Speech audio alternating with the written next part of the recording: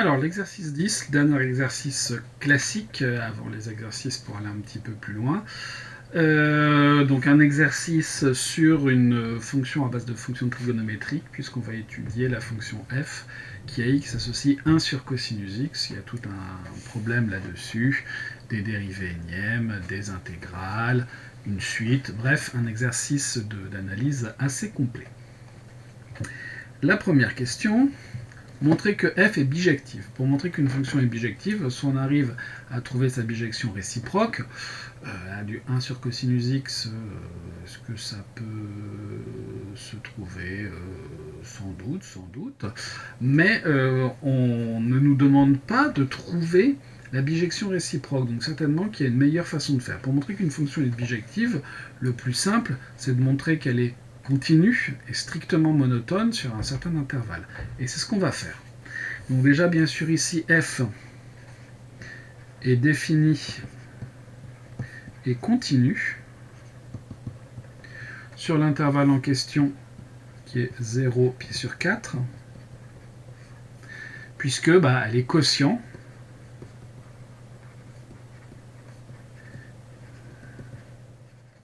de telle fonction avec le dénominateur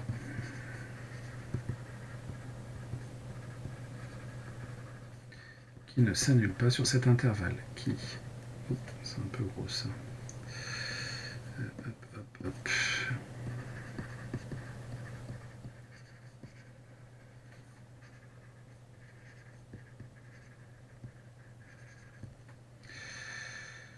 En effet, cosinus va s'annuler en pi sur 2, modulo pi, et on n'a pas de pi sur 2 modulo pi dans 0 pi sur 4. Bon, on a déjà la première chose, c'est-à-dire qu'on a la continuité. Ensuite, il va nous falloir la stricte monotonie. Alors le strict est important. Pour ce faire, le plus simple est d'étudier la dérivée de f. Bien sûr, f est dérivable sur i pour les mêmes raisons. C'est-à-dire quotient de fonction dérivable avec le dénominateur qui ne s'annule pas. Bon. Ensuite, on va calculer la dérivée. Donc on se donne x dans i et on va calculer f' de x. La dérivée d'un inverse, donc une fonction de la forme 1 sur u, c'est moins u' sur u carré. Donc moins u'. La dérivée de cosinus, c'est moins sinus, donc moins sinus x, divisé par cosinus carré x, c'est-à-dire sinus x sur cosinus carré x. Bon. Pas une fonction qui a l'air très sympathique. Cependant, si on regarde bien ce qui se passe, eh bien cette fonction, elle est positive sur l'intervalle 0 pi sur 4, puisque le sinus est positif sur cet intervalle, et le cosinus au carré est forcément positif. Alors, je vais mettre donc strictement positif sur 0 pi sur 4, et ne s'annule qu'en 0. Et ne s'annule qu'en 0. Donc f est strictement croissante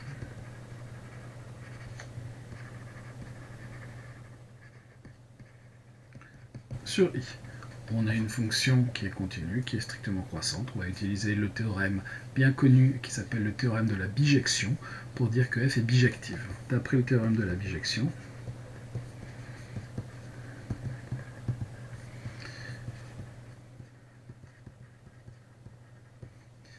f est bijective, où f réalise une bijection sur i à valeur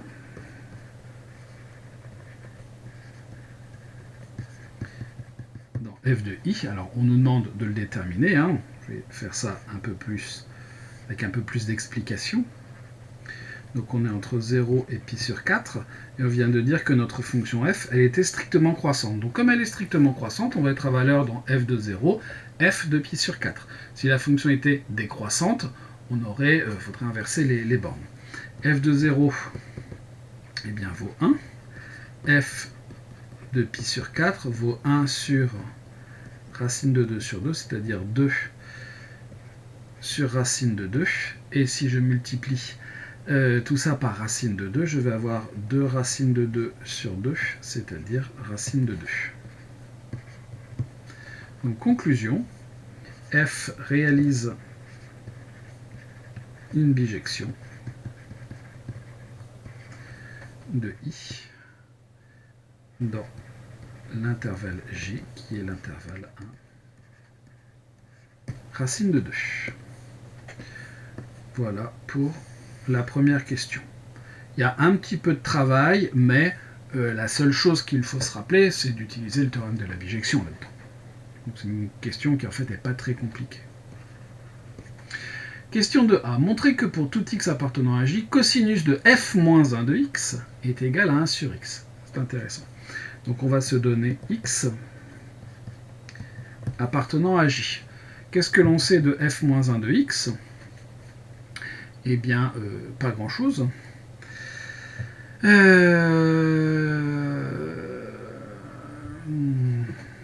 Cosinus de f-1 de x.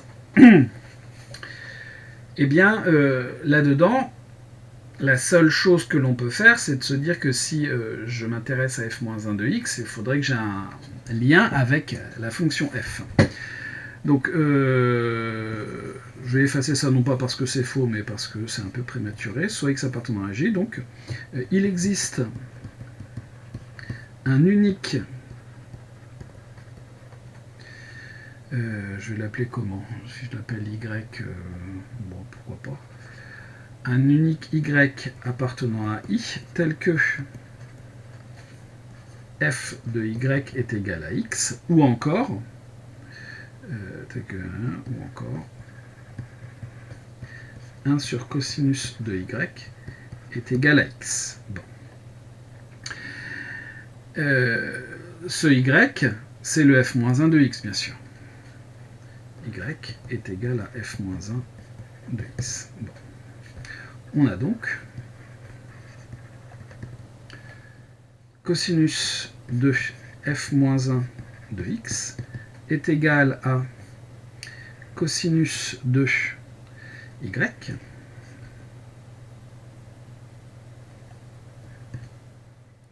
Cosinus de y, bah, c'est 1 sur cosinus de y.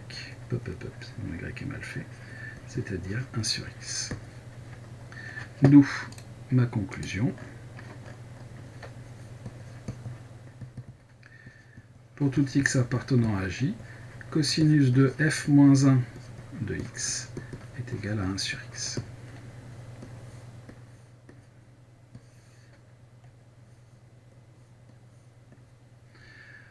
Question suivante, on nous parle du sinus de f-1 de x.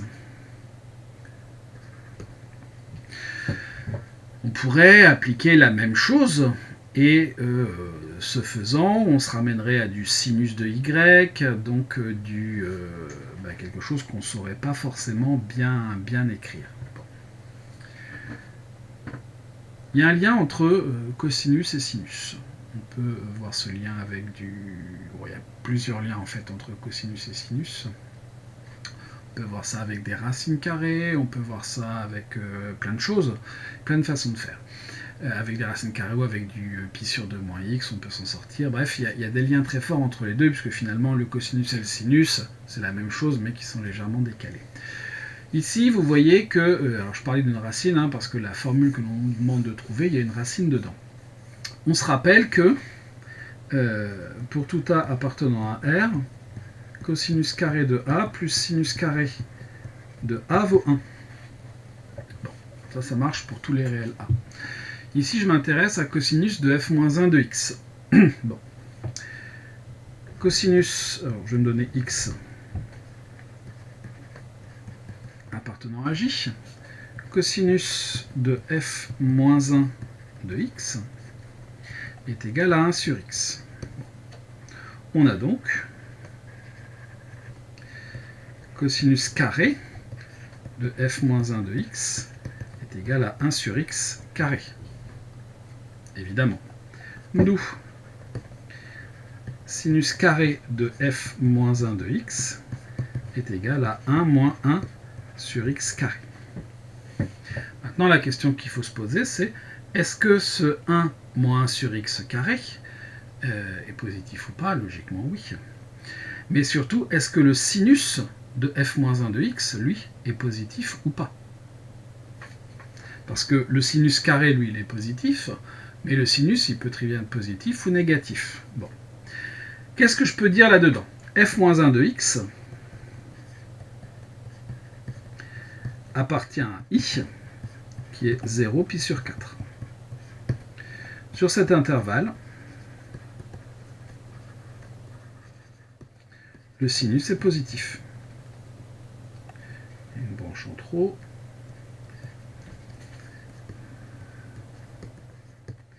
Donc, sinus de f moins 1 de x est égal à la racine carrée de 1 moins 1 sur x carré. Si jamais le sinus avait été négatif, on aurait l'opposé de cette chose-là.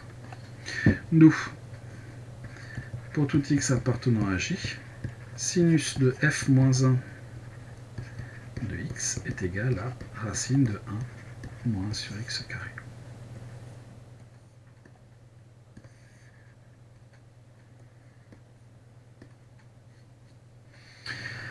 Voilà pour la question de B. Bon, là, il fallait faire preuve de connaissance de cours, en fait, sur la réciproque et bien comprendre ce que c'est qu'une fonction réciproque. Question 3. Montrer que f-1 est dérivable sur j privé de 1 et que pour tout x appartenant à j privé de 1, f-1' de x égale cette expression que l'on nous donne. Très bien. Je vous rappelle que, bien sûr, on ne connaît pas f-1, mais on sait donner la dérivée de l'inverse d'une fonction. De l'inverse, bien sûr que l'on sait, vous savez depuis longtemps, mais ici, plutôt que l'inverse, la réciproque.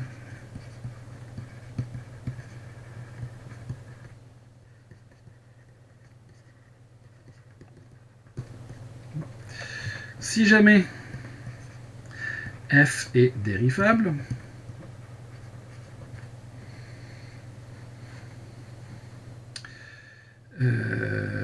bijective, alors on va avoir une formule qui va nous permettre,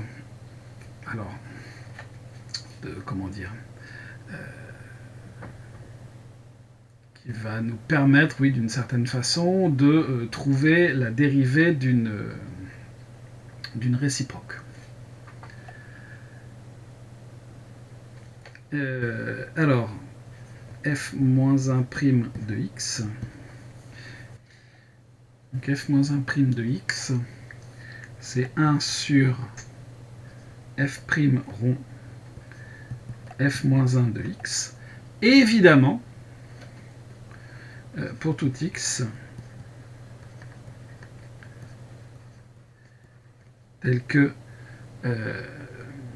f' de f-1 de x est différent de 0. Évidemment, plus simple si f' ne s'annule pas.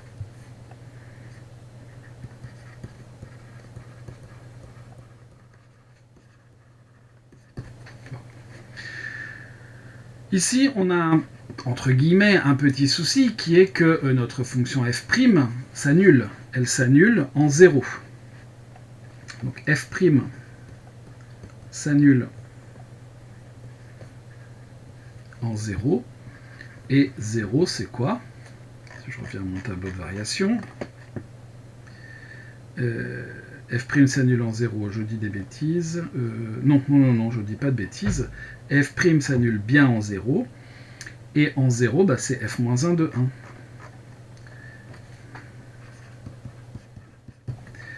Donc, f', donc f-1.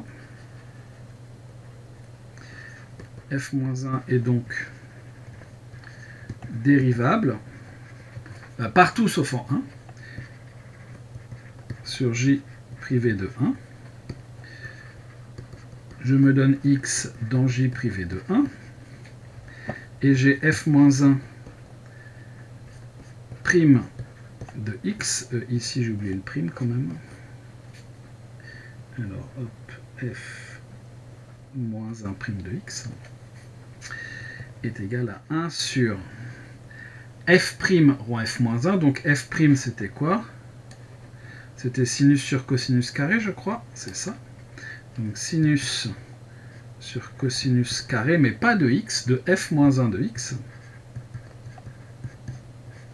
sur cosinus de f moins 1 de x, c'est-à-dire cosinus carré de f moins 1 de x, sur sinus de f moins 1 de x. Et dans la grande majorité des études de fonctions, ce genre de calcul nous embêterait. Mais, évidemment, la question 2, elle n'est pas là par hasard. Donc, cosinus carré de f moins 1 de x, on va donc avoir du 1 sur x carré, divisé par sinus de f moins 1 de x, 1 moins 1 sur x carré, dont je prends la racine.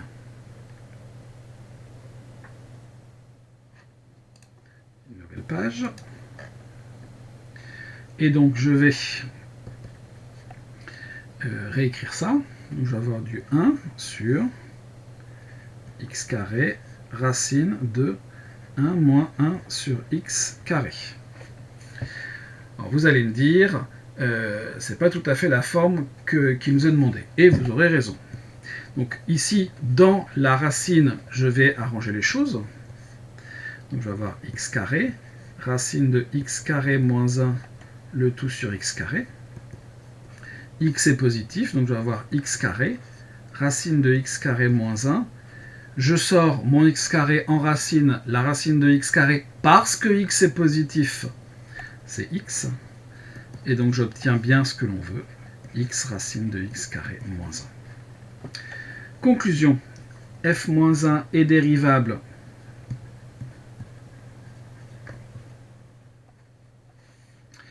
sur j privé de 1, et pour tout x appartenant à j privé de 1, f moins 1 prime de x est égal à 1 sur x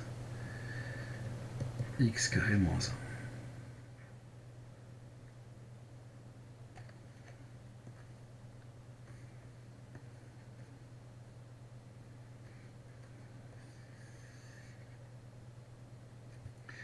Voilà.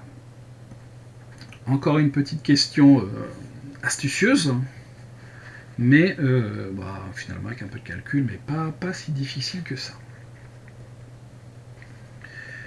Quatrième question. Montrer que f est de classe C infinie sur I.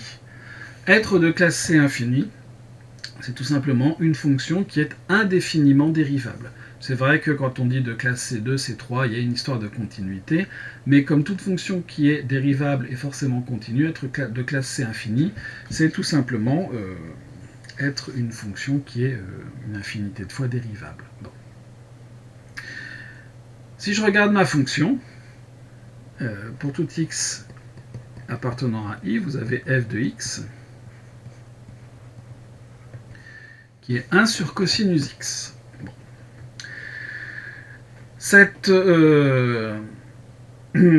comment dire, cette forme d'écriture, pardon,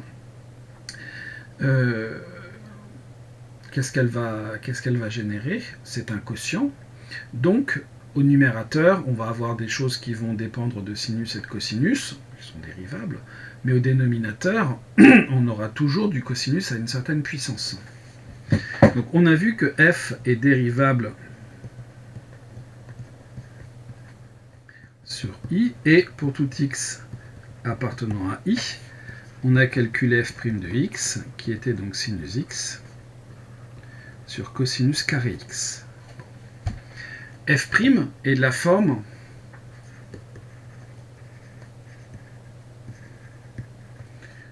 quotient avec un dénominateur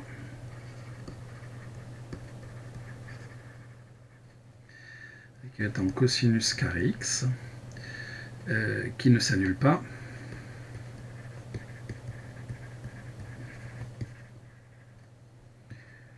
Sur i. Quand on va dériver f, qu'est-ce qui va se passer? Eh bien, le dénominateur, ça va nous faire du cosinus carré, du cosinus 4, du cosinus 8, et ainsi de suite. La puissance va tout le temps augmenter.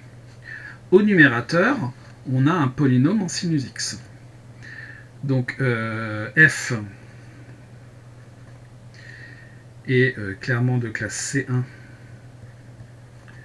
sur i, avec un numérateur C infini sur i et un dénominateur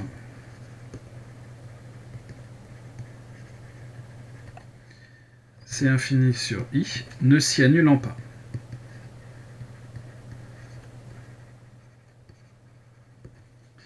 Et donc on va pouvoir dériver autant de fois que l'on veut. Conclusion f est de classe C infini sur i.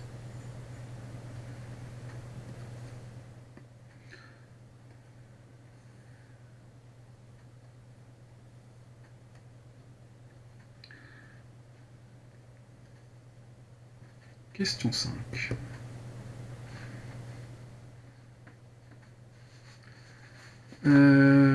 Déterminer deux polynômes P1 et P2 tels que, bon, on a vu que pour tout x appartenant à i, f' de x était égal à sinus x sur cosinus carré x.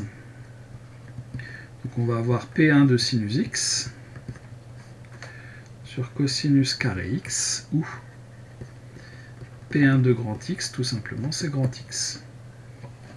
Ensuite, j'ai besoin de calculer f seconde, puisque je ne l'ai pas. F seconde de x, donc là j'ai un quotient u sur v, bah u'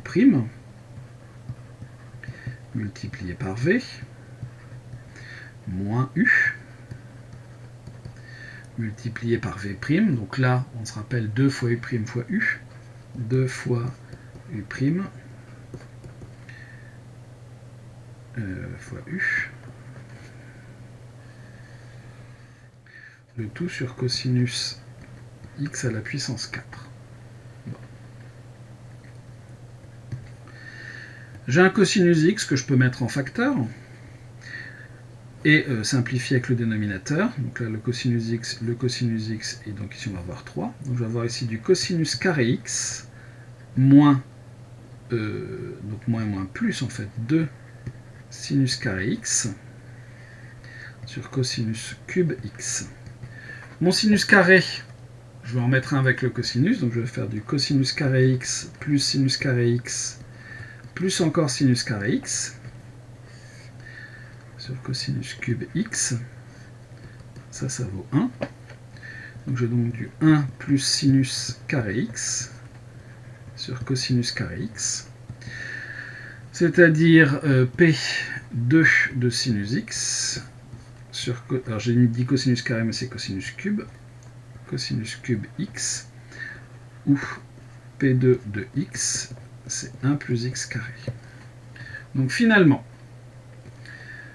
pour tout x appartenant à i, f' de x, c'est P1 de sinus x sur cosinus carré x, et f seconde de x, c'est P2 de sinus x sur cosinus cube x, avec P1 de x égale x et P2 de x égale 1 plus x carré.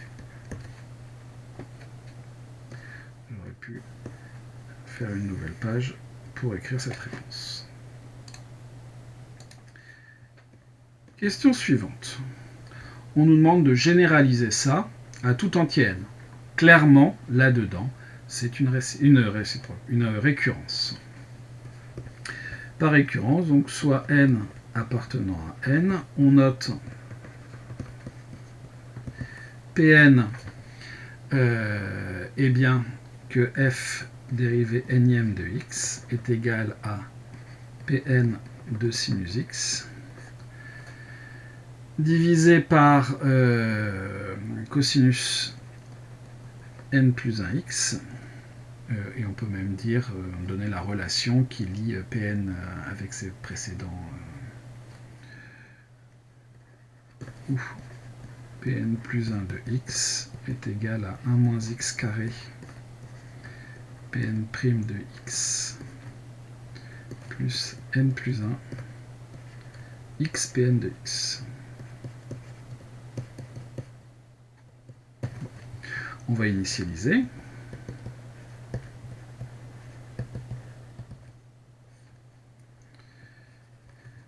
Pour n égale 1 et n égale 2, on a clairement l'expression de f' et f seconde sous la forme demandée.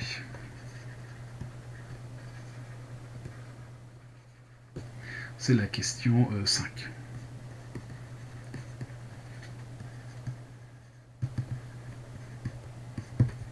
Par contre, on n'a pas vérifié la formule qui est ici. Donc P2 de x, on a dit que c'était 1 plus x carré.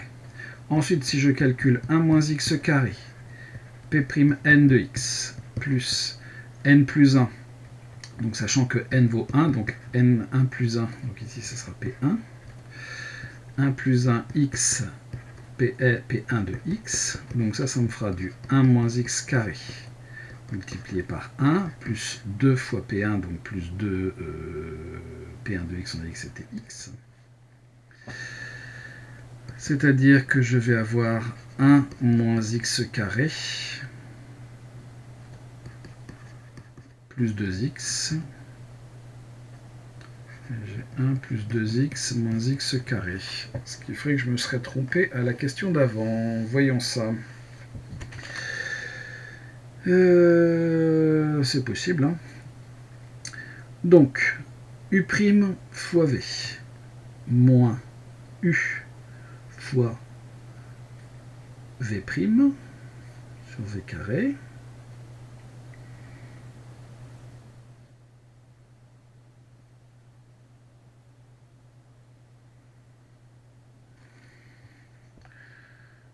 A priori non. Alors, est-ce que ce serait ici que je me serais trompé? 1 moins x carré, P'1, P1 c'est x, donc 1 moins x carré multiplié par 1. Oui, ici j'ai oublié le x, donc c'est 2x carré, 2x carré, donc ce qui me fait bien 1 plus x carré, égale P2 de x. Donc P, P1 est vrai. Hop, hérédité.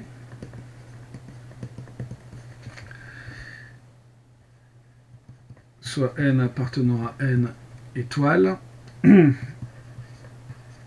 tel que, eh bien, Pn soit vrai. Si je vais mettre n étoile. Dans ce cas-là, je vais m'intéresser à la dérivée n plus unième. F dérivée n plus une fois de x. C'est donc...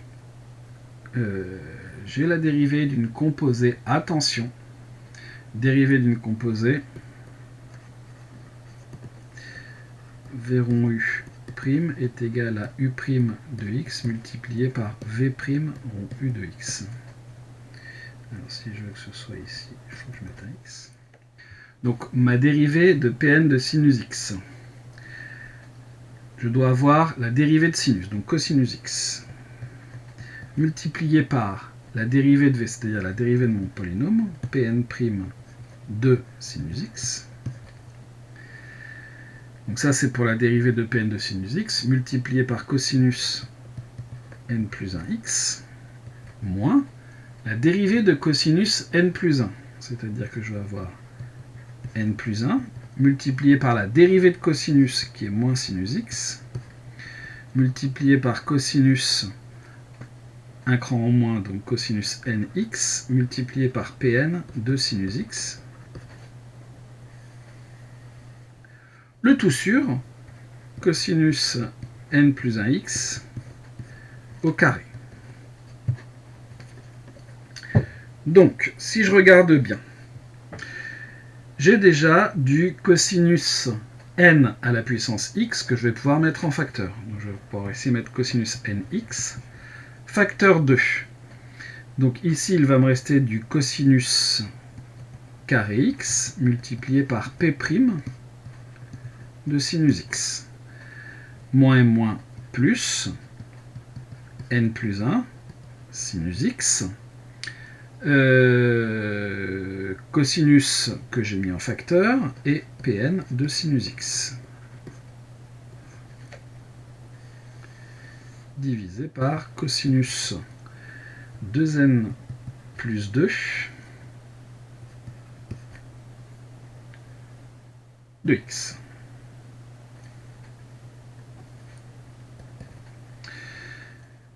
Les simplifications vont se faire. Mon cosinus carré, je vais pouvoir dire que c'est du 1 moins sinus carré. Donc je vais avoir du 1 moins sinus carré x. P'n de sinus x. Plus n plus 1 sinus x. Pn de sinus x. Le tout sur du cosinus n plus 2 de x. Et donc je vais poser Pn plus 1 de x, 1 moins sinus carré, je vais avoir du 1 moins x carré, Pn, P'N de sinus x, donc de x, plus n plus 1, sinus x c'est x, Pn de x, on a alors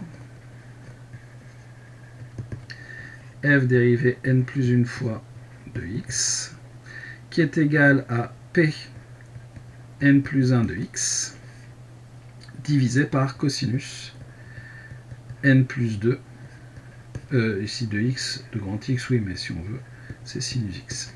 C'est beaucoup mieux comme ça. Avec la bonne relation de récurrence qui est au-dessus. Donc, Pn plus 1 est vrai. Reste à conclure. On n'oublie jamais de conclure une récurrence. Par principe de récurrence,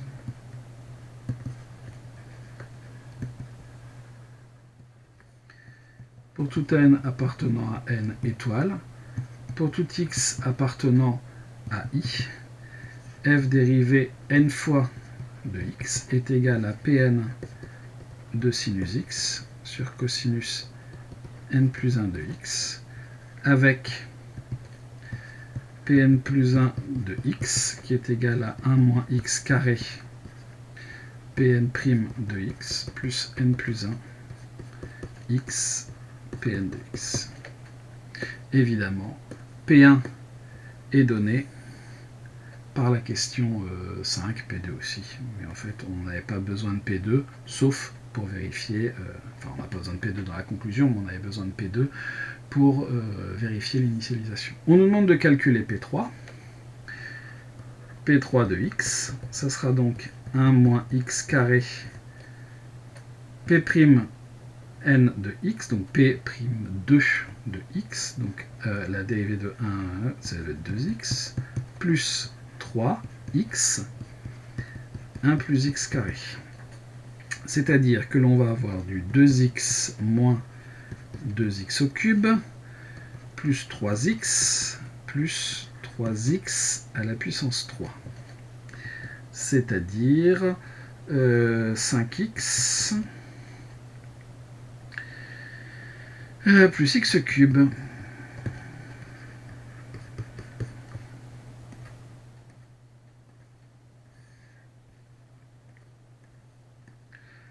Et voilà pour la question 6 de cet exercice. Question 7. Déterminer pour n appartenant à n le degré et le coefficient dominant de Pn. Bon. si on regarde bien les choses, Pn a l'air d'être de degré n. Son coefficient dominant a l'air d'être 1. P1 de x, c'est x. P2 de x, c'est 1 plus x carré. P3 de x, c'est 5x plus x cube. Donc, ce que je vous propose de faire, c'est de montrer que Pn, on n'a rien prouvé là, hein. Montrons que Pn est de degré n et a pour coefficient dominant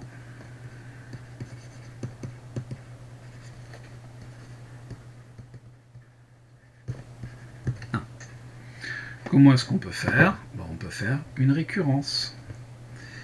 Donc, soit n appartenant à n étoiles, on note toujours Pn. Alors, on pourrait changer de nom, hein, mais Pn pour proposition au rang n. Je ne vais pas l'appeler Pn parce que j'ai déjà un polynôme qui s'appelle Pn. Je vais appeler ça Hn pour hypothèse de récurrence au rang n. Pn est de degré n et de degré n et a pour coefficient dominant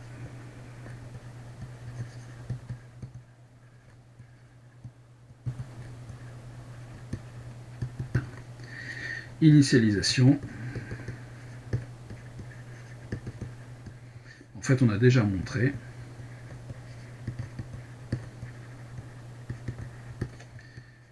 que H1, H2 et H3 sont vrais. Donc la propriété, elle est déjà initialisée. Hérédité, soit n appartenant à n étoiles, tel que Hn est vrai. Bon, qu'est-ce que ça veut dire que Hn est vrai? C'est-à-dire que, donc, il existe un polynôme que je vais appeler Qn, de degré n-1, tel que Pn de x est égal à x à la puissance n plus Qn de x. Bon, ça c'est important. Pourquoi? Parce que Pn plus 1 de x, c'est quoi? C'est 1 moins x carré P'N de x plus n plus 1 x Pn de x, c'est-à-dire 1 moins x carré facteur de n x à la puissance n-1 plus Q'N de x. On ne sait pas ce que c'est que Qn et ça ne nous intéresse pas. Plus n plus 1 x à la puissance n plus Qn de x. Bon, très bien, on va développer ça. Donc on va avoir nx puissance n-1 plus Q'N de x moins n x à la puissance n plus 1 plus n plus 1 x à la puissance n plus 1 plus n plus 1 x Qn de x. Si on regarde bien les choses, ça c'est de degré n-1. Ça c'est de degré n-1 dérivé une fois, donc de degré n-2 au plus. Donc ça, c'est de degré n plus 1. Et cette chose-là, degré n-1 multiplié par un degré 1, c'est de degré n. Donc finalement, si je regarde cette somme de polynômes, ces trois-là, de degré au plus n. En fait, c'est même de degré n, puisque quand on ajoute des polynômes de degrés différents, c'est le plus grand degré que l'on obtient. Et donc finalement, on en déduit que donc Pn plus 1 est de degré A pour... Je vais écrire les choses autrement. Pn plus 1 de x. Donc ici, j'ai n plus 1 moins n vaut x à la puissance n plus 1, plus tout le reste. N x puissance n moins 1 plus q' n de x, plus n plus 1 x qn de x, et toute cette chose-là. Ça, c'est 2 degrés au plus, mais en fait, c'est 2 degrés exactement n. Et en fait, on n'a pas besoin de cette information. Hein. Conclusion, donc Pn plus 1 est de degré n plus 1 et a pour coefficient dominant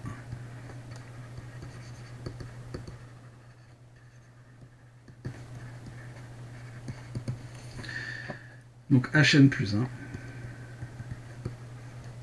est vrai. On a terminé l'hérédité. Reste à conclure comme toujours. Par principe de récurrence.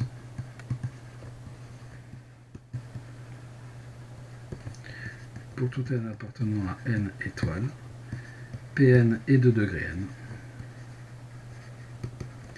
et a pour coefficient dominant 1.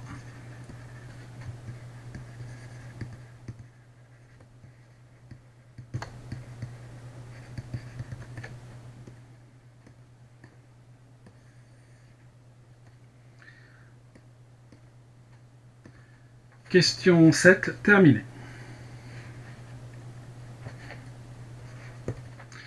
Question 8, une question de cours. Écrire la formule de Taylor avec reste intégral de f entre 0 et x à l'ordre 2.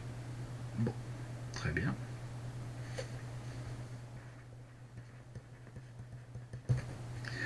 Donc f et c'est infini. Bon, qu'est-ce qui va se passer en x? Donc on va voir f de x entre 0 et x est égal à f de 0 plus, on va avoir quelque chose multiplié par f' de 0, plus quelque chose multiplié par f seconde de 0, plus une intégrale, mais quoi? Là, il faut connaître la formule de Taylor avec reste intégrale, déjà pour répondre à la question, mais parce que c'est aussi le début des développements limités.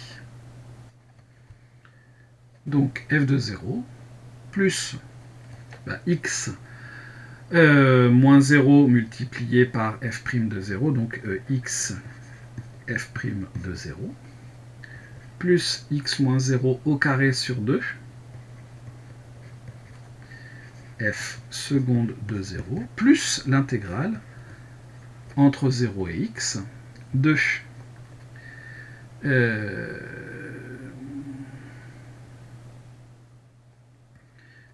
x moins t au carré sur 2 multiplié par f dérivée 3 fois,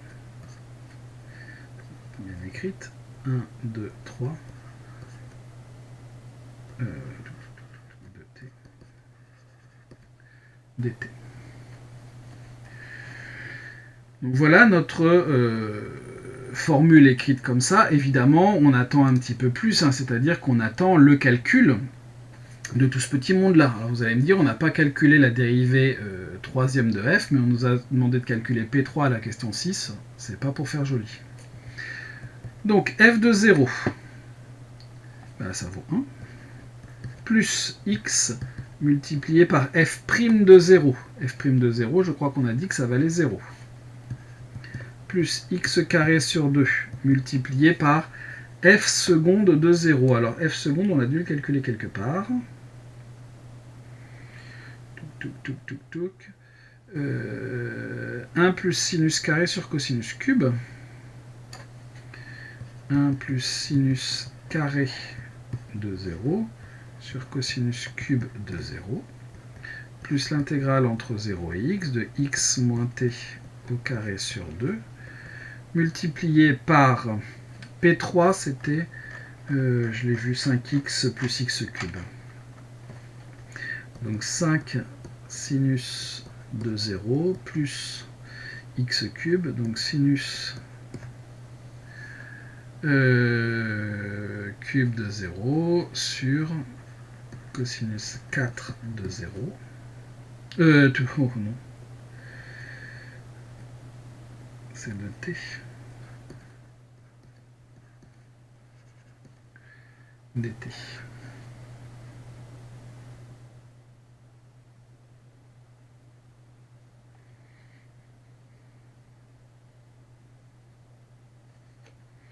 Ce qui va nous faire donc 1 plus x carré sur 2, puisque sinus de 0, ça vaut 0, plus l'intégrale entre 0 et x de x moins t au carré sur 2, multiplié par 5 sinus t plus sinus cube de t sur cosinus 4 de t dt. Voilà cette formule un peu imbuvable. Bien évident qu'on ne va pas calculer l'intégrale. Si on calculait l'intégrale, eh bien on aurait... comment dire? On retrouve f de x en fait. Question 9.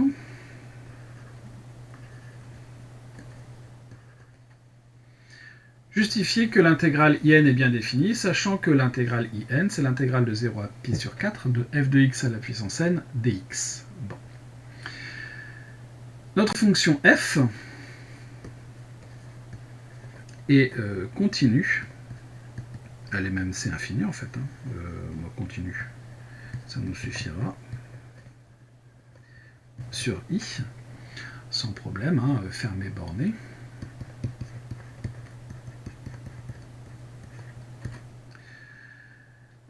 Donc, pour tout n appartenant à n, f à la puissance n, vous remarquez que je ne mets pas de parenthèse autour de n, quand on met des parenthèses c'est dérivé n fois, quand il n'y a pas de parenthèse c'est à la puissance n, et donc continue sur 0 pi sur 4. Quand on est continu, je l'ai déjà dit, sur un intervalle fermé borné, c'est une condition d'existence de l'intégrale. Donc, pour tout n appartenant à n, in existe, et donc bien défini.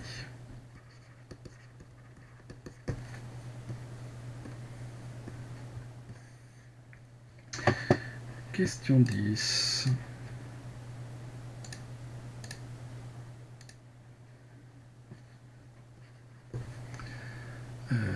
Non, on nous demande d'abord de calculer I0 et I2. I0 c'est quoi? C'est donc l'intégrale de 0 à pi sur 4 de f de x à la puissance 0, c'est-à-dire de 1 dx, donc 1 entre 0 et pi sur 4, ça va nous faire pi sur 4.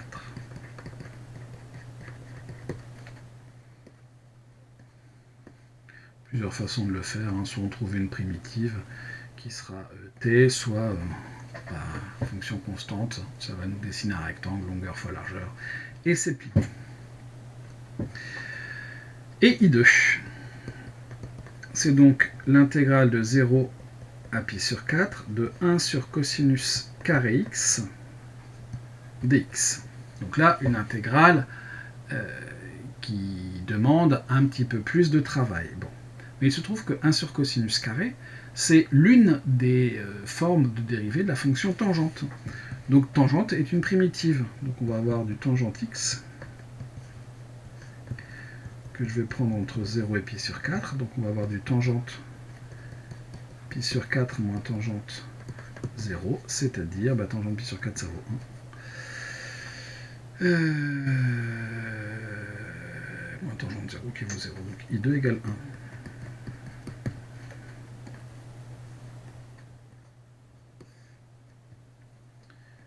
Hop.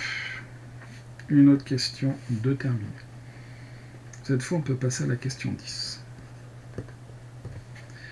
10a. Déterminer deux réels a et b, tel que pour tout, on ait cette égalité. Question très classique qu'il faut savoir faire. J'ai même envie de dire qu'il serait bon de pouvoir réussir à faire la question 10a sans qu'on vous donne d'aide. C'est vraiment très classique. Bon. Je me donne t dans l'intervalle qui va bien, donc dans R privé de moins 1 et 1. Et on va calculer a sur 1 moins t plus b sur 1 plus t, qui va être égal à a multiplié par 1 plus t plus b multiplié par 1 moins t, sur 1 plus t facteur de 1 moins t, c'est-à-dire a plus b plus a moins b facteur de t, le tout sur 1 moins t carré. Et ça, on veut que ce soit égal à 1 sur 1 moins t carré. Deux fractions qui ont le même dénominateur sont égales si et seulement si leurs numérateurs sont égaux. Donc a plus b plus a moins b facteur de t égale 1. Et deux polynômes sont égaux si et seulement si ils ont les mêmes coefficients. Donc a plus b égale 1, a moins b égale 0. Donc on va trouver, comme a doit être égal à b et que la somme doit faire 1, a égale b égale 1,5. D'où, pour tout t appartenant à R privé de moins 1, 1, vous avez 1 sur 1 moins t au carré qui est égal à 1 demi sur 1 moins t plus 1 demi sur 1 plus t. Ça s'appelle une décomposition en éléments simples, vous n'avez pas besoin de savoir le nom, mais c'est ce qui permet très souvent de s'en sortir dans les intégrales. Question 10b, en déduire I1. I1, c'est l'intégrale entre 0 et pi sur 4 de 1 sur cosinus x dx. Bon. Donc, pour cette intégrale, on nous dit un changement de variable bien choisi. Bon. Il faut pouvoir utiliser la question précédente, donc la décomposition de 1 sur 1 moins t carré. On a dit cosinus, le 1 moins t carré, moi ça me fait penser à quelque chose qui serait plutôt en sinus. Pour dire que le cosinus carré, par exemple, ça serait du 1 moins sinus carré. Donc je propose de poser non pas t égale cosinus comme on pourrait y penser, mais plutôt du t égale sinus x. De toute façon, dans ce genre de situation, si jamais vous ne savez pas trop, vous pouvez toujours essayer cosinus, et puis, alors je pense que ça mènera à rien, mais si jamais ça mène à quelque chose, tant mieux pour vous, et puis si ça mène à rien, si vous essayez une ligne trigonométrique, vous essayez l'autre ensuite, il y a toutes les chances que ce soit l'autre qui fonctionne. Donc on va poser t égale sinus x. Bien sûr, c'est un changement de variable qui est classe C1. Vous avez votre fonction sinus qui est bijective sur l'intervalle 0 pi sur 4. Donc bref, on n'a aucun problème.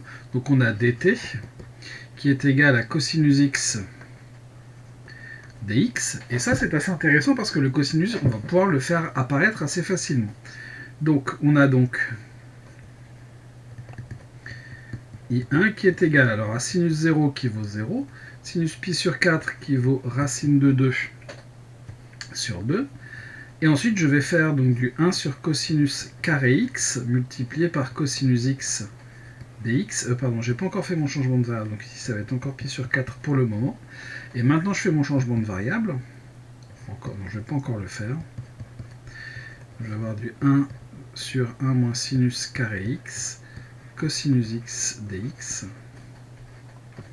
C'est-à-dire l'intégrale de 0 à pi sur 4 de 1 sur 1 moins... Alors, décidément, je ne voulais pas le faire trop tôt, mais il faut quand même le faire à un moment donné, changement de variable.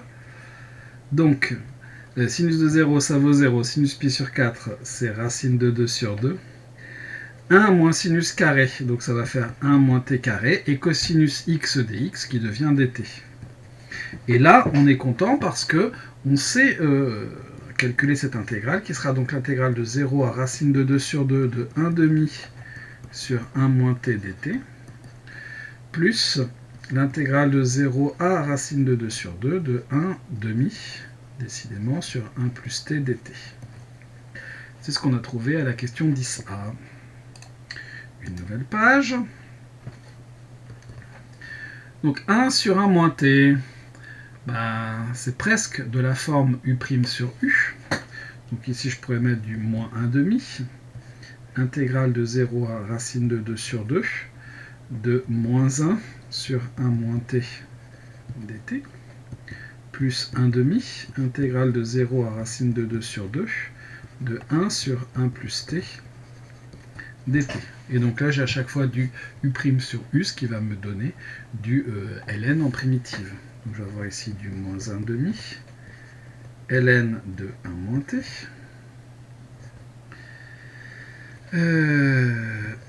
entre 0 et racine de 2 sur 2. Alors en théorie, c'est ln de valeur absolue de 1 moins t, mais 1 moins t est positif entre 0 et pi sur 2. Plus 1 demi, ln de 1 plus t, donc là ici, on a encore moins de soucis, entre 0 et racine de 2 sur 2. Ce qui va nous faire du moins 1 demi, ln de 1 moins racine de 2 sur 2. En 0, ça fait ln de 1, donc 0, plus 1 demi de ln de 1 plus racine de 2 sur 2. En 0, même chose, c'est ln de 1, donc ça nous fait 0. Alors il y a plusieurs façons de le faire. Soit je dis que le 1,5 ça va me faire une racine. En tout cas je vais le mettre en facteur pour commencer. Je vais avoir du ln de 1 plus racine de 2 sur 2 moins ln de 1 moins racine de 2 sur 2. C'est-à-dire 1 demi ln de 1 plus racine de 2 sur 2 sur 1 moins racine de 2 sur 2.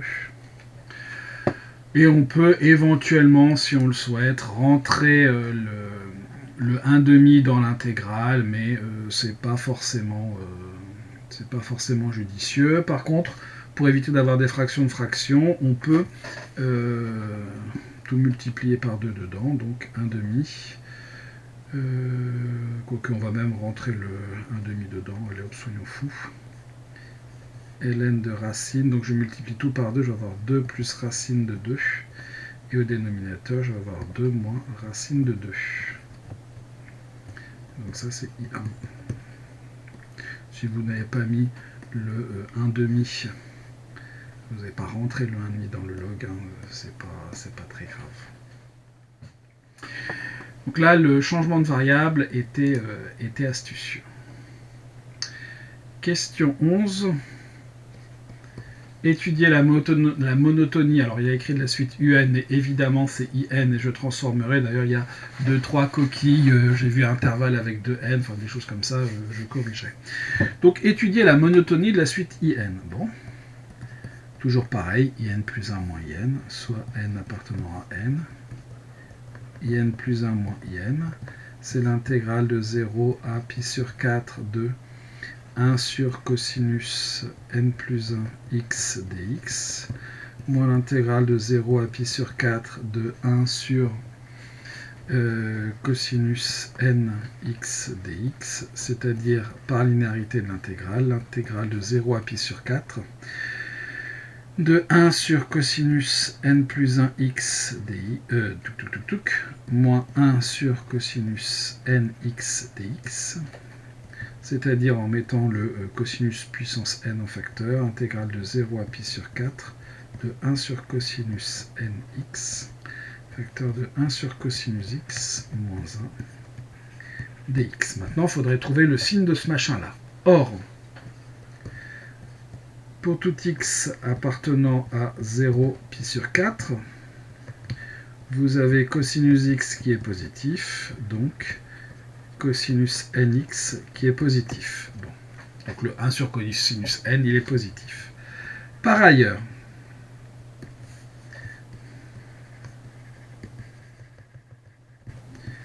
pour tout x toujours dans 0 pi sur 4, vous avez cosinus x qui est inférieur à 1, donc 1 sur cosinus x qui est supérieur à 1, et donc 1 sur cosinus x moins 1 qui est positif. D'où pour tout x dans 0 pi sur 4, 1 sur cosinus nx facteur de 1 sur cosinus x moins 1 est positif. Par positivité de l'intégrale,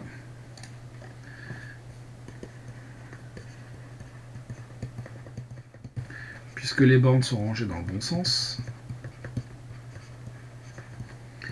pour tout n appartenant à n, in plus 1 moins in est positif. La suite in est donc croissante.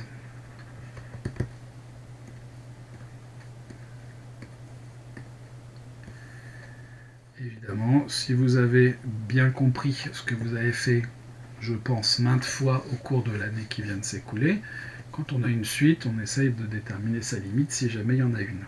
Évidemment, c'est ce qu'on va nous demander de faire à la question, à la question, à la question 12. Alors, montrer que pour tout n appartenant à tout n supérieur à 2, in est plus grand que machin, bon. Soit n appartenant à n supérieur à 2. In, c'est donc l'intégrale de 0 à pi sur 4 de 1 sur cosinus nx dx. Si on regarde la tête, on nous dit que ça doit être plus grand qu'une certaine intégrale. Je vais utiliser la relation de Schall pour faire apparaître l'intégrale en question. C'est donc l'intégrale de 0 jusqu'à pi sur 4 moins 1 sur n carré de dx sur cosinus nx plus l'intégrale de pi sur 4 moins 1 sur n carré à pi sur 4 de dx sur cosinus nx. Or, eh bien, évidemment, pi sur 4 moins 1 sur n carré est positif dès lors que n est plus grand que 2. Même avec n égale 1, ça... Alors, je ne vais pas mettre dès lors, je vais plutôt marquer car. N supérieur à 2, vous avez pi sur 4 moins un quart, pi étant plus grand que 1, c'est bien positif. Donc, la première intégrale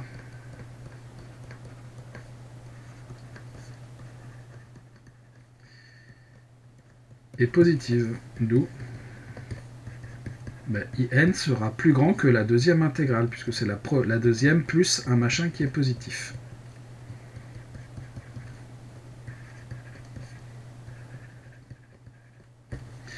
Donc, on a la première moitié de l'encadrement, en fait. Maintenant, il va falloir que l'on obtienne la deuxième moitié.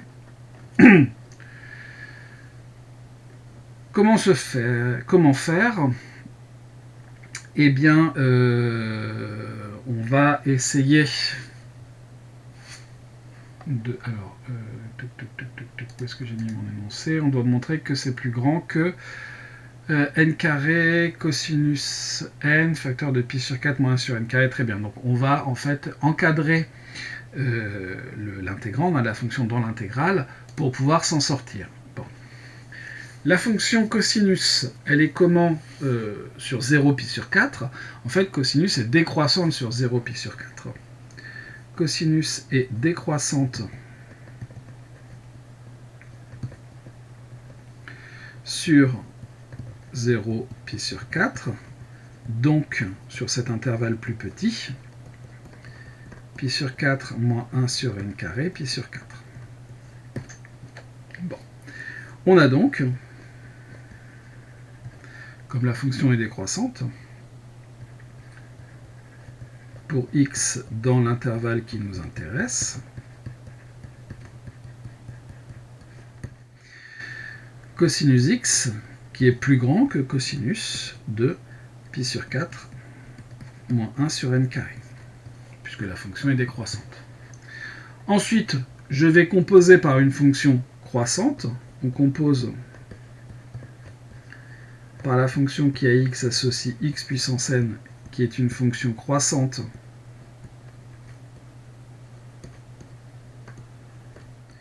sur R+, on a donc cosinus x à la puissance n qui va être plus grand que cosinus n pi sur 4 moins 1 sur n carré. Ensuite, on va composer par la fonction inverse.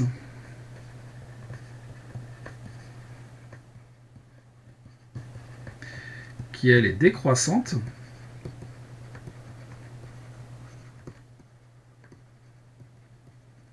Sur A plus étoile. Et comme elle est décroissante, elle va inverser l'ordre.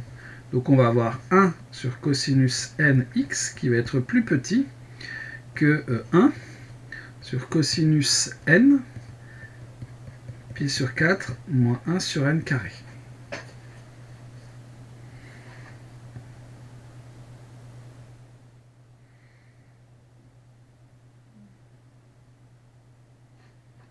Je suis en train de dire des bêtises.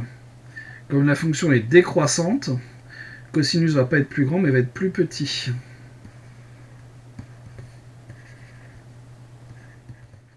Donc ici, on a le plus grand.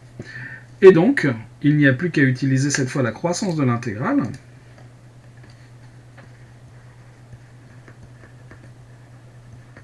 Par croissance de l'intégrale. Eh bien, cette intégrale entre pi sur 4 moins 1 sur n carré et pi sur 4 de 1 sur cosinus nx dx va être plus grande que l'intégrale entre pi sur 4 moins 1 sur n carré et pi sur 4 de 1 sur cosinus n pi sur 4 moins 1 sur n carré dx. Mais cette chose-là ne dépend pas de x. Donc cette chose-là est égale à 1 sur cosinus n pi sur 4 moins 1 sur n carré, intégrale de pi sur 4 moins 1 sur n carré à pi sur 4 de 1 dx. Et cette intégrale, elle vaut 1 sur n carré. 1 sur n carré cosinus n de pi sur 4 moins 1 sur n carré. Si vous n'en êtes pas convaincu que l'intégrale vaut n carré, toujours pareil, une primitive qui était, ou alors on imagine un rectangle qui va de pi sur 4 moins 1 sur n carré à pi sur 4, donc avec une largeur de 1 sur n carré, une hauteur de 1, ce qui nous fait bien du 1 sur n carré. Et donc, ce qu'on veut, pour tout n supérieur à 2, in va être supérieur à l'intégrale de pi sur 4 moins 1 sur n carré à pi sur 4 de 1 sur cosinus nx dx, elle-même plus grande que 1 sur n carré cosinus n de pi sur 4 moins 1 sur n carré.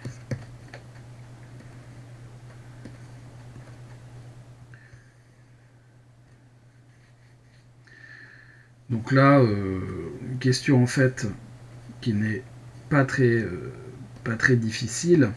C'est toujours pareil, il faut regarder ce qu'on nous demande. Et le fait que, alors si on nous avait demandé directement de montrer que n était plus grand que 1 sur n carré cosinus n, là c'était assez compliqué, mais l'étape intermédiaire nous aide quand même bien. Question B. Justifier qu'il existe n0 tel que, pour tout entier n supérieur à n0, pi sur 4 moins 1 sur n carré est plus grand que pi sur 6. Bon. Déjà, on peut remarquer que 1 sur n carré va tendre vers 0 et que pi sur 4 est plus grand que pi sur 6. Donc, on va être sûr d'y arriver. On a 1 sur n carré qui tend vers 0 et pi sur 4 plus grand que pi sur 6.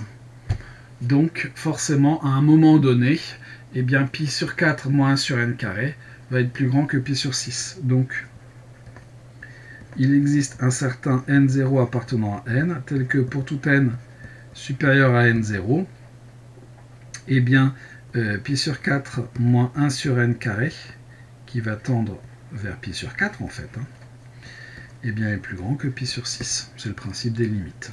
Sinon, on peut essayer de chercher une valeur qui marche bien. À partir de pi sur 12, ça doit fonctionner. En moins théorique,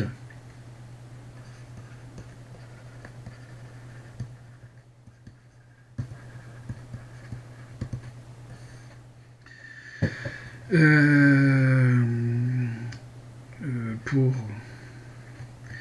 n supérieur, alors il faudrait que 1 sur n carré soit plus grand que pi sur 12. Soit plus grand. Soit plus petit que pi sur 12. Pour 1 sur n carré plus petit que pi sur 12, ce qui arrive, ce qui est le cas.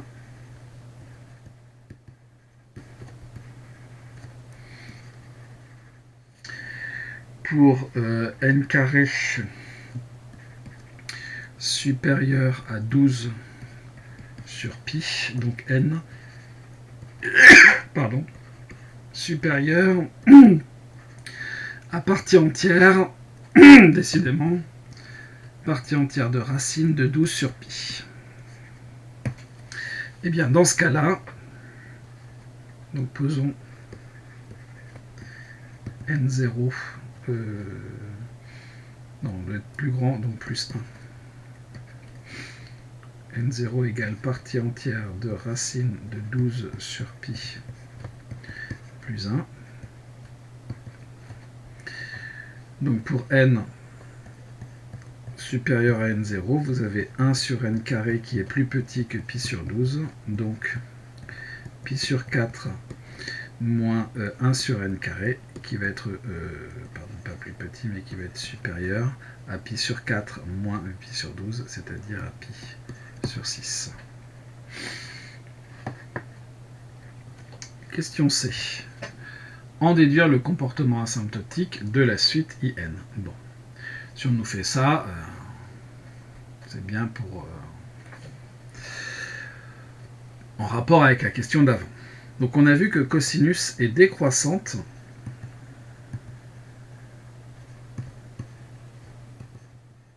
sur 0 pi sur 4.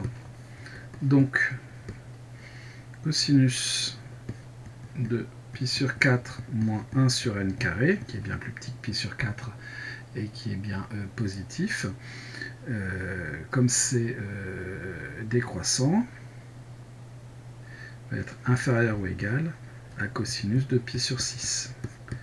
Cosinus de pi sur 6, c'est racine de 3 sur 2.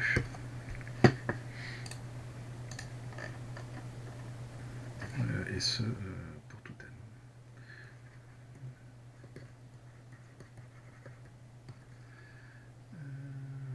Soit n supérieur ou n0 de la question d'avant. Et donc, on en déduit que 1 sur cosinus n pi sur 4 moins 1 sur n carré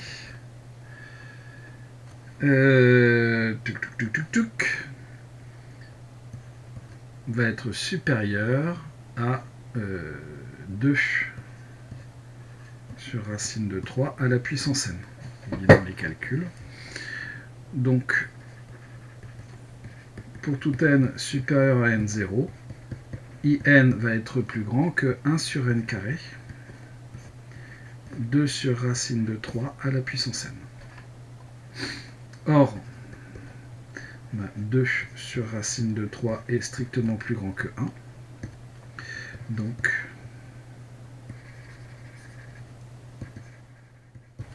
par croissance comparée, «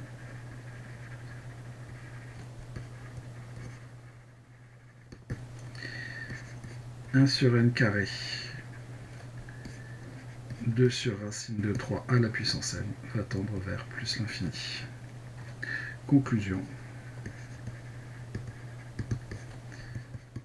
IN tend vers plus l'infini, puisqu'elle est plus grande par comparaison. Puisque IN est plus grande qu'une autre suite qui elle-même tend déjà vers plus l'infini. Voilà pour la question 12C. Est-ce que j'ai mis le petit C? Oui. Question 13, avant d'en arriver à du Python. Montrer que pour tout entier, in plus 2 égale un machin qui dépend de un. Bon, voilà, moi, ça me fait penser immédiatement à de l'intégration par partie. Soit n appartenant à n. In plus 2, c'est l'intégrale de 0 à pi sur 4 de 1 sur cosinus n plus 2x dx. Je vais faire intervenir in, donc il me faut du cosinus à la puissance n. Je vais avoir du 1 sur cosinus nx multiplié par 1 sur cosinus carré x dx. 1 sur cosinus carré, on l'a déjà rencontré tout à l'heure, on en a une primitive qui est tangente. Donc, ça, je vous propose de poser ça u', de poser ça v. Donc, posons u' de x est égal à 1 sur cosinus carré x, donc on a u de x.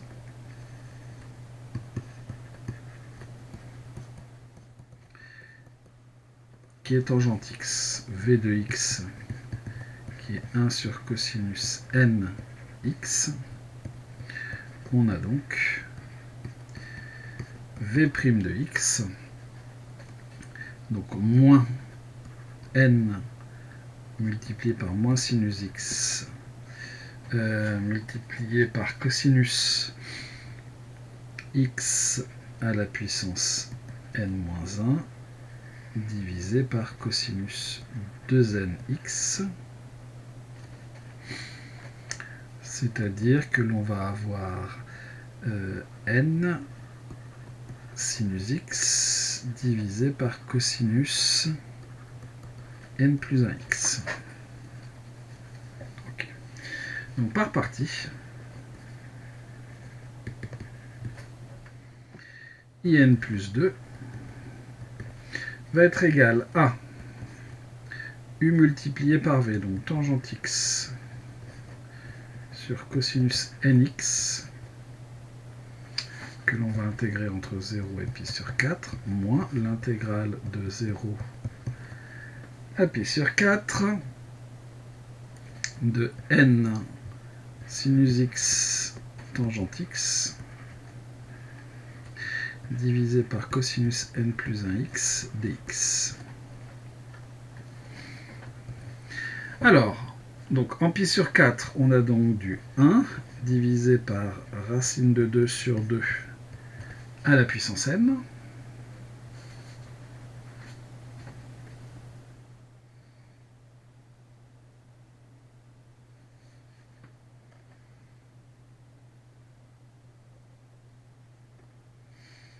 Bon. Bon.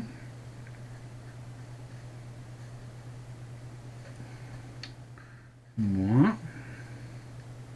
Est-ce que je ne me serais pas trompé? Non. Moins l'intégrale de 0 à pi sur 4. Alors, tangente, ça c'est sinus sur cosinus, donc on va avoir du n sinus carré x sur cosinus n plus 2x dx.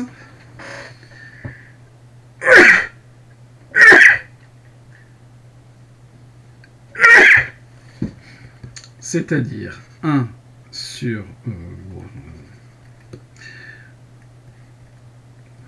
2 sur racine de 2 à la puissance n, moins l'intégrale de 0 à pi sur 4 de n facteur de 1 moins cosinus carré x sur cosinus n plus 2x dx.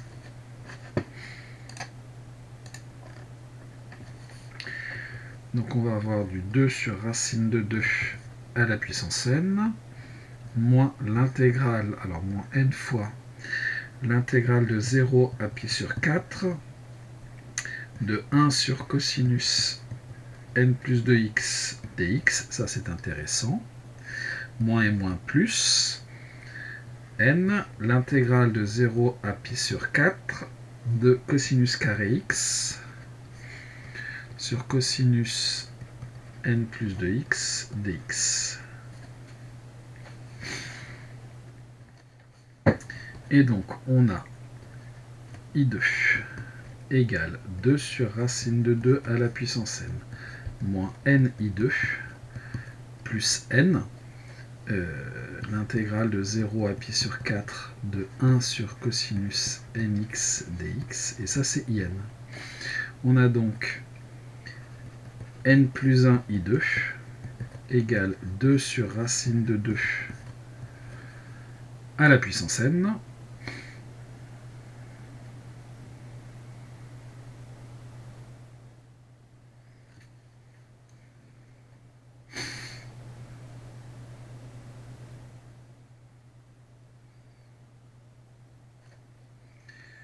qu'on travaillera après, plus n in.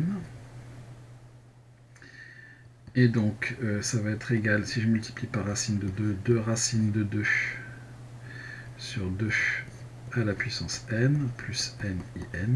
Et je n'ai plus qu'à diviser par n plus 1. I2 est égal à racine de 2 à la puissance n sur n plus 1, plus n sur n plus 1, in. J'ai marqué I2, mais c'est IN plus 2, bien sûr.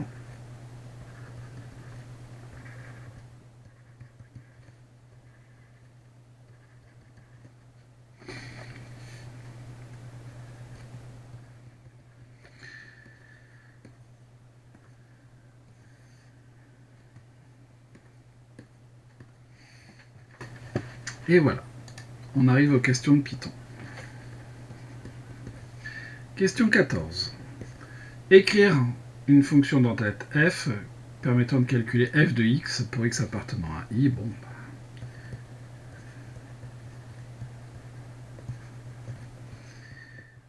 Toujours numpy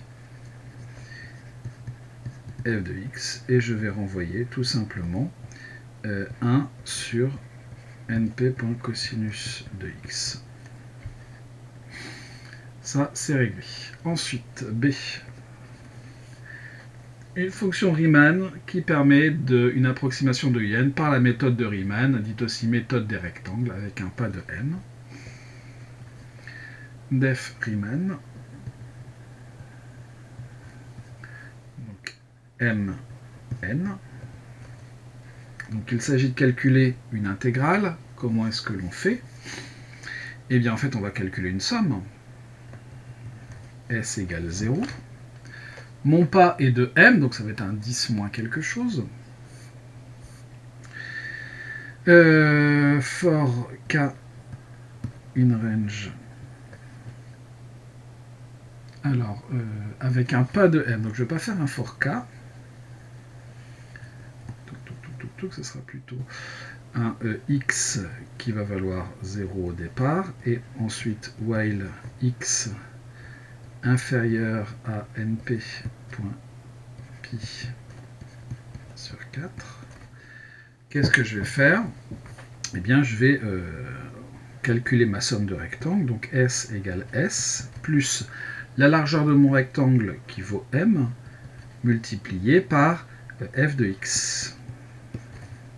Bien sûr, j'augmente x égale x égale x plus m, et à la fin, je renvoie ma somme. Donc là, je calcule des tailles de rectangles, des sommes de rectangles, des sommes d'aires de rectangles. Question 15. Déterminer une relation de récurrence entre i de k plus 1 et 2k et i de k pour tout k appartenant à n. Donc là, on revient en arrière. Ici, on a une information, soit k appartenant à n. Vous savez que i, n plus 2,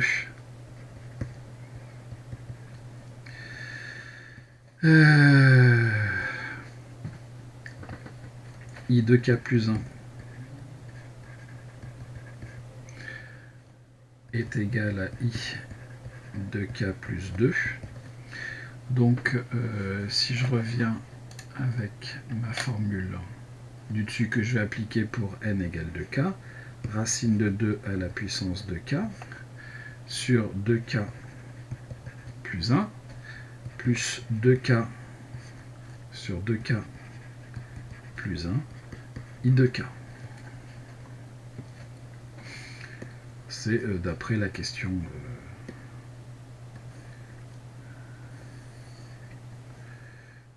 Je vais quand même le noter pour ceux qui ne regarderont pas la vidéo.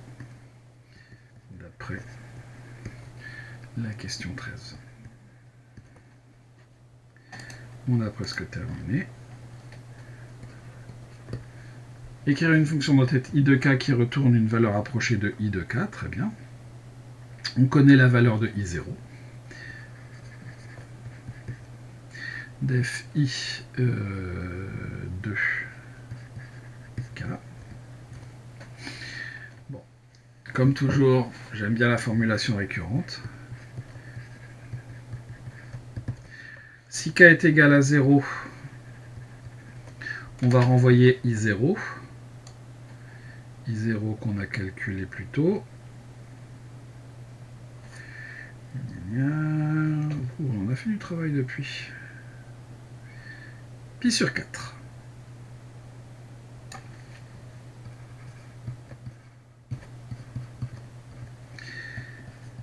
Else. Dans ce cas-là, je vais renvoyer ma formule qui est au-dessus. Racine de 2 à la puissance de k. Donc np.sqrt de 2 à la puissance de k sur 2k plus 1